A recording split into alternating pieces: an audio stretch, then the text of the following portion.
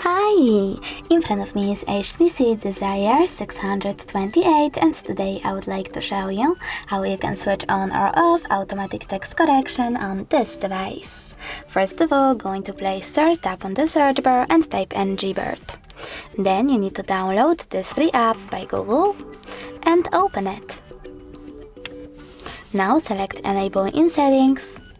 Then tap on the switcher next to Gboard and tap on Select Input Options. Click on Gboard over here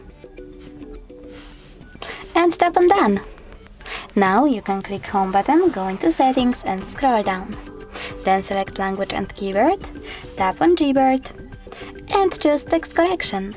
Over here you need to scroll down and click on the switcher next to Auto Correction feature. As you can see, automatic text correction is now off, but you can always turn it on by tapping on the same switcher.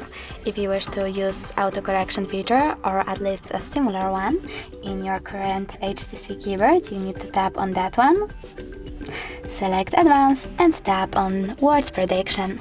If you wish to turn it off, click again.